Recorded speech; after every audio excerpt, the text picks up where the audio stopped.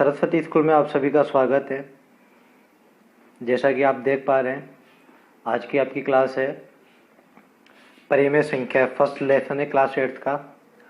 और ध्यान रखें, अब क्लास 8 का चेंज कोर्स जो है बदल गया है। अब एनसीईआरटी की बुक्स ही जो 8th क्लास है उसमें अब चलने वाली है।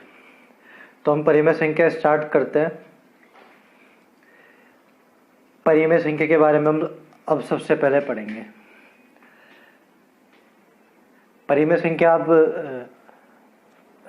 जाने उससे पहले मैं आपको बताता हूँ कि आप पूर्णांक के बारे में पढ़ें। पूर्णांक क्या होता है हम थोड़ा समझने की कोशिश करते हैं।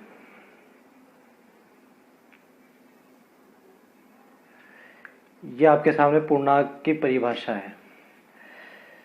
संख्या पद्धति में सभी पूर्णांक संख्या एवं ऋणात्मक संख्या साथ मिलकर जो संग्रह बनाती है वह संग्रह पूर्णांक कहलाता है। मैं आपको एक्सप्लेन करता हूँ पूर्णांक क्या होता है। जैसे आपने काउंटिंग पढ़ी है छोटी क्लास में, आपने पढ़ा है 1, आपने पढ़ा है 2, आपने पढ़ा है 3, आपने पढ़ा है 4, आपने पढ़ा 5। इससे पहले आता है 0, इससे पहले आता है -1, -2, -3। इस प्रकार से आपने पढ़े हैं। तो इन सबको मिलाकर के बोलते हैं पूर्णांक। ये सभी पूर्णांक है। इनमें से ये तो है ऋणात्मक पूर्णांक, क्योंकि इन पे सब पे माइनस का चिन्ह लगा हुआ है, इसलिए ये है ऋणात्मक पूर्णांक। और ये है आपके धनात्मक पूर्णांक।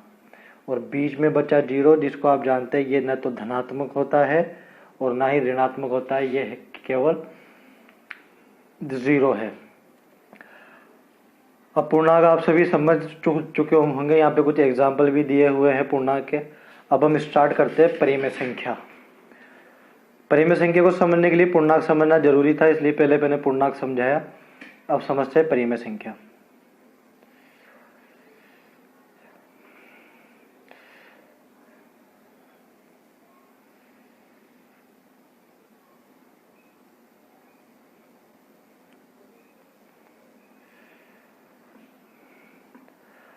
हाँ, परिमेय संख्या की परिभाषा आप यहाँ से नोट कर सकते हैं।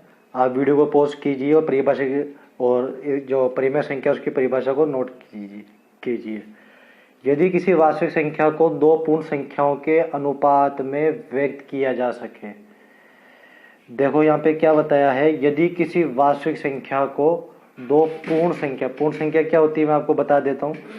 पूर्ण संख्या है 0 से स्टार्ट होती है। 0, 1, 2, 3, 4 ये सभी पूर्ण संख्या होती है। इसका मतलब आप समझ सकते हैं कि 0 सबसे छोटी पूर्ण संख्या है। अब समझते हैं परिमेय संख्या के बारे में। परिमेय संख्या क्या होगी? परिमेय संख्यापन उन सभी संख्याओं को बोलेंगे जिनको आप P/Q के रूप में लिख सकते हैं। पहले तो आप इस परिभाषा को नोट कर लीजिए सभी। परिमेय संख्यापन उन सभी संख्याओं को बोलेंगे जिनको अपन P/Q के रूप में लिख सकते हैं, P/Q के रूप में। लेकिन Q is not equal to 0। इससे क्या समझ में आया? इससे ये समझ में आना चाहिए कि Q 0 के बराबर नहीं होना चाहिए। यानी कोई संख्या होनी चाहिए और नीचे Q में आपके पास 0 नहीं होना चाहिए। इसके अलावा और कोई भी संख्या आपके पास हो सकती है। ठीक है, अब आगे समझेंगे। कुछ एग्जाम्पल रख के बताता हूँ मैं आपको। जैसे मैंने लिखा 3/4। यहाँ पे P की जगह आया 3, Q की जगह आया 4। यानी अपन ने दो संख्या ली, 3 भी वास्तविक संख्या है और 4 भी वास्तविक संख्या है। इन दोनों को अपन ने लिखा अनुपात के रूप में, इसलिए ये एक प्रकार की परिमेय संख्या है। इसी प्रकार अगर आप लिखते हैं, लिखा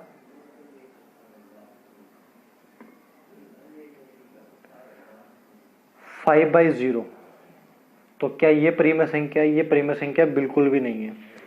ये परिमेय संख्या क्यों नहीं है? क्योंकि हमने परिभाषा में पढ़ा है कि उन्हें हम परिमेय संख्या नहीं कहेंगे जिसका हर 0 होगा। तो इस प्रकार ये अपरिमेय संख्या है। तो मेरे हिसाब से अब आपको समझ में आ गया होगा कि क्या अपरिमेय संख्या होती है, क्या परिमेय संख्या होती है। अब आगे थोड़ा समझने की कोशिश अपन करते हैं, ठीक है। एक क्वेश्चन लिखता हूं मैं आपको लोगों के लिए, उसको आपको करना है और फिर मेरे को करके आपको कमेंट में उसका आंसर देना है।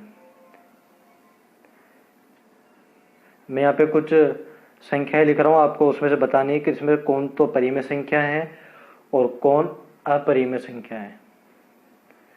जैसे मैंने लिखा 2/3 3, मैंने लिखा 4/5, मैंने लिखा 3/6, मैंने लिखा 5/0, मैंने लिखा 16, 4/0। अब आपको इनमें से बताना है कि इनमें से कौन सी परिमेय संख्या है और कौन सी इनमें अपरिमेय संख्या है। आप इस क्वेश्चन को नोट कर लीजिए, चाहे तो आप वीडियो पॉज करके भी क्वेश्चन नोट कर सकते हैं। हाँ, तो अब हमने परिमेय संख्या के बारे में तो समझ लिया। अब हमें समझना है कि परिमेय संख्या के गुणधर्म क्या होते हैं। तो अब हम समझेंगे परिमेय संख्याओं के गुणधर्म के बारे में। पुराने स्टूडेंट्स तो जानते हैं स्कूल के बारे में, नए स्टूडेंट्स इसको देख करके समझ सकते हैं कि हमारा स्कूल है सरस्वती विद्या निकेतन महादेवरी टोंक।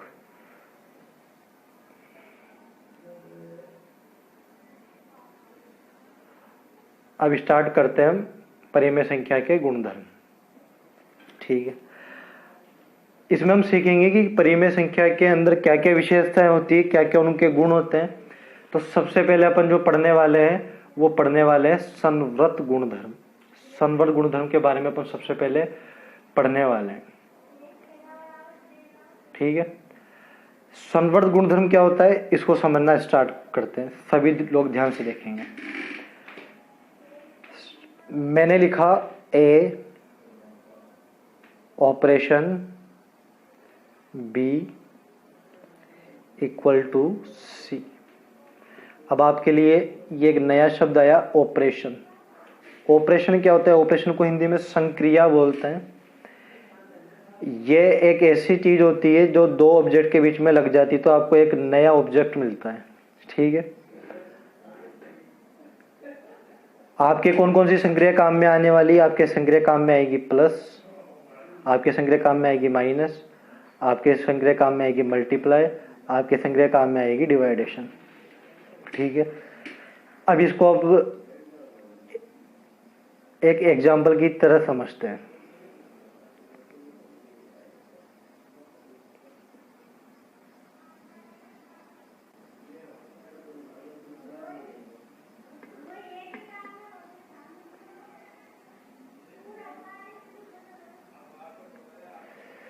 देखो, अब संवर्त गुणधर्म क्या होता है उसको समझते हैं। संवर्त गुणधर्म ये कहता है कि आप एक संख्या लें, आपने एक संख्या ली, माना ए एक संख्या ली जो एक परिमेय संख्या है, और आपने एक और एक परिमेय संख्या ली बी जो भी परिमेय संख्या है, और इनके बीच में आप कोई संक्रिया लगाएं और वापस आपको जो आंसर मिले वो भी परिमेय संख्या मिले, तो आप कहेंगे कि परिमेय संख्या इस संक्रिया के लिए संवर्त गुणधर्म का पालन करती है। अगर आपने एक परिमेय संख्या ली ए और आपने बीच में लिया प्लस और आपने दूसरी संख्या ली बी और आपको आंसर हुआ प्राप्त सी, ये भी परिमेय संख्या और ये भी परिमेय संख्या और ये भी आपको परिमेय संख्या मिल जाए, तो आप कहोगे योग संक्रिया के लिए परिमेय संख्या संवर्त गुणधर्म का पालन करती है, ठीक है। अगर आपने एक परिमेय संख्या ली ए, एक परिमेय संख्या आपने ली बी और इसमें आपने संक्रिया इस्तेमाल की माइनस और आपके पास आंसर आया सी, अगर ये परिमेय संख्या थी, ये परिमेय संख्या थी और ये भी परिमेय संख्या आपको मिल जाए, तो आप कहेंगे परिमेय संख्या ए परिमेय संख्याएं माइनस संक्रिया के लिए संवर्त गुणधर्म का पालन करती है। ऐसे आपने एक परिमेय संख्या ली ई, दूसरी परिमेय संख्या ली आपने बी, और इनके बीच में आपने संक्रिया लगाई गुणा, और आपको आंसर मिला सी। तो आप अगर ये सी भी एक परिमेय संख्या होती तो आप कहेंगे कि परिमेय संख्याएं गुणन संक्रिया के लिए संवर्त गुणधर्म का पालन करती है। ठीक है, अब हम कुछ संख्याओं के एग्जाम्पल लेके समझते हैं, थोड़ा आसान हो जाएगा समझना। देखिए आगे,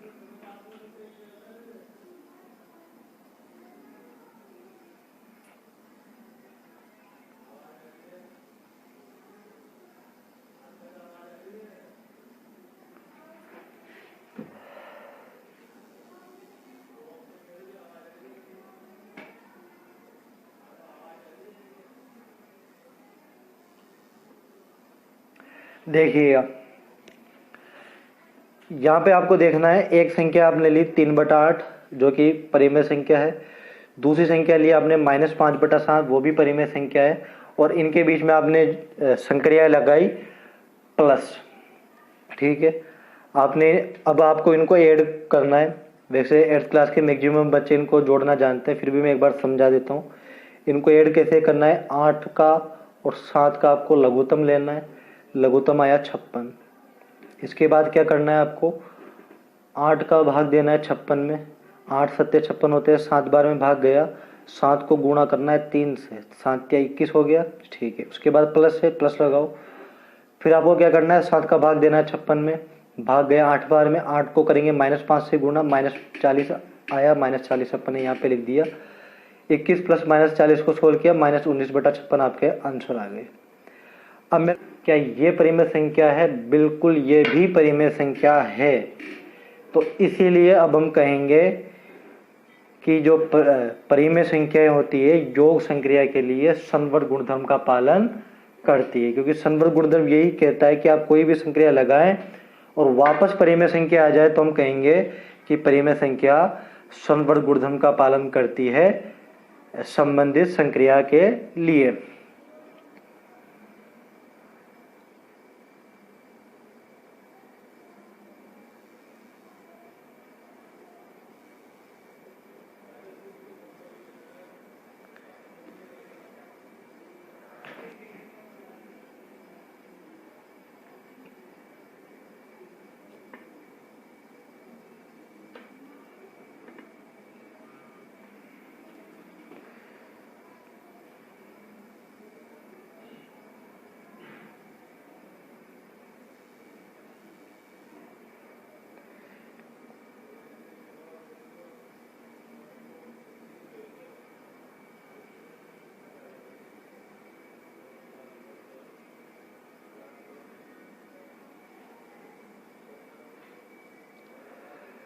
ठीक है, अब अपन समझते हैं कि व्यवकलन किस तरीके से कर पाएंगे। व्यवकलन,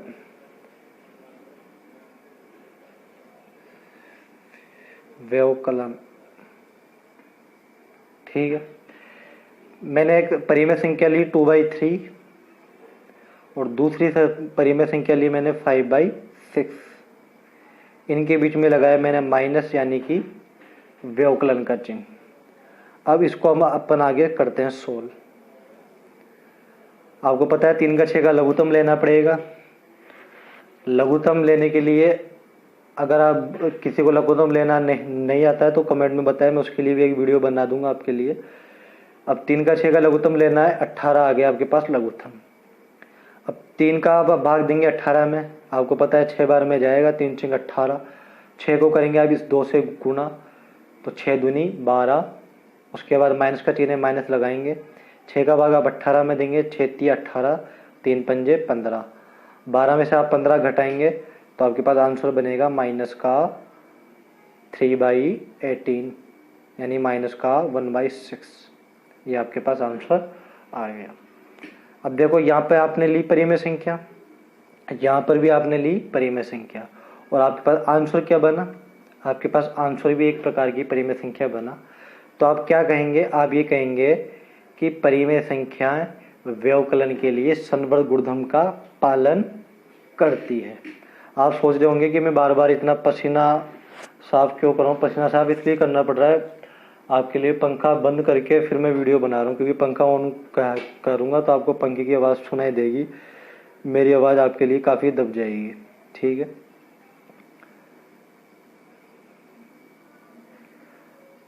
अब आपको करना क्या है, आप लगातार मेरे साथ पढ़ते रहें और अपने दूसरे साथियों के साथ भी आप इस वीडियो को शेयर करें।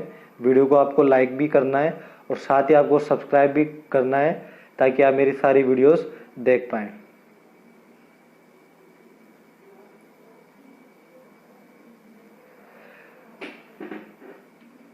अब हम बात करेंगे गुणन संक्रिया के लिए।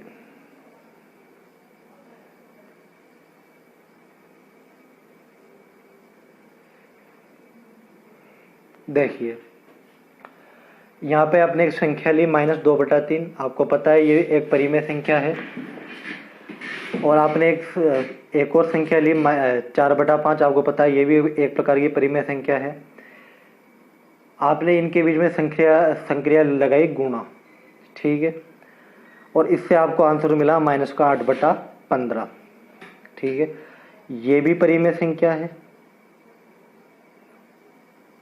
ये भी परिमेय संख्या है, और इसका आंसर जो आपको मिला ये भी एक प्रकार की परिमेय संख्या है। ठीक है, तो आप क्या कहेंगे, आप कहेंगे परिमेय संख्याएं गुणन संक्रिया के लिए संवृत गुणधर्म का पालन करती है। ठीक है, ऐसे ही इस एग्जाम्पल को देखिए, 3/7 परिमेय संख्या है, 2/5 ये भी परिमेय संख्या है, इनके बीच में अपन ने संक्रिया लगाई गुणा और इसका आंसर मिला आपको 6/35, ये भी परिमेय संख्या है। ऐसे ये वाला एग्जाम्पल देखिए, गुणा करेंगे अपन, 4 6 24 और 5 को 11 से गुणा किया 55, माइनस को माइनस से गुणा करोगे आंसर आ गया 24/55। ये परिमेय संख्या, ये परिमेय संख्या, ये भी परिमेय संख्या, इसका मतलब परिमेय संख्या संवृत गुणधर्म के लिए, परिमेय संख्या गुणन संक्रिया के लिए, परिमेय संख्या गुणन संक्रिया के लिए संवृत गुणधर्म का पालन करती है। ठीक है, अब अपन समझेंगे भाग संक्रिया के बारे में।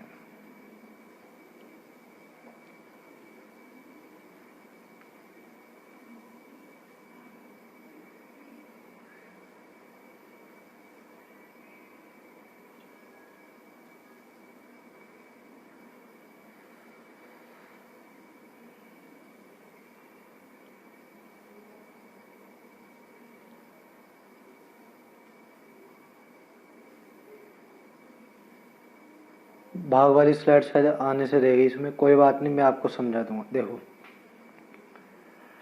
एक परिमेय संख्या ली मैंने,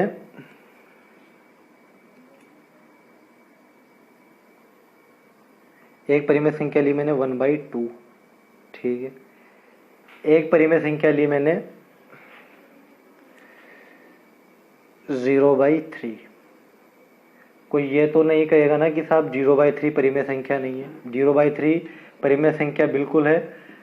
परिमेय संख्या के बारे में अपन ने पढ़ा था, हर में 0 नहीं आना चाहिए, अंश में तो 0 आ सकता है। तो ये भी परिमेय संख्या है, ये भी परिमेय संख्या है। इसके बीच में अपन ने संक्रिया लगाई भाग। अब इसको अपन आगे सोल्व करते हैं। आपको पता है, आप अगर इसको भाग को गुणा में चेंज कर दोगे तो ये संख्या आपको उल्टी लिखनी पड़ेगी, यानी आपको लिखना पड़ेगा 3/0। अगर इसको आगे सोल्व करेंगे अपन तो अपने पास आंसर आएगा 3/0। अब यहाँ पे थोड़ी कहानी बदल गई।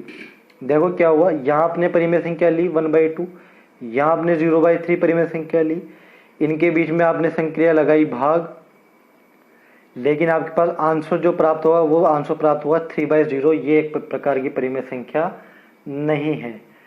तो आप यहाँ पे नोट करेंगे कॉपी में, क्या नोट करेंगे कि परिमेय संख्याएं भाग संक्रिया के लिए संवृत गुणधर्म का पालन नहीं करती है। ये आपको यहाँ पर लिखना है। ठीक है, अब इसके आगे हम पढ़ेंगे दूसरा गुणधर्म। वो गुणधर्म है क्रम विनिमेयता गुणधर्म। क्रम विनिमेयता वाला गुणधर्म हम अपनी अगली वाली वीडियोज में लेंगे। तब तक के लिए आप सभी सुरक्षित रहें, घर रहें, और आपको करना क्या है, आपको इस वीडियो को सभी अपने साथियों के साथ व्हाट्सएप ग्रुप पे, जहाँ पर भी आप शेयर कर सके वहाँ शेयर करें, और वीडियो छोड़ने से पहले आपको लाइक और सब्सक्राइब जरूर करना है। धन्यवाद।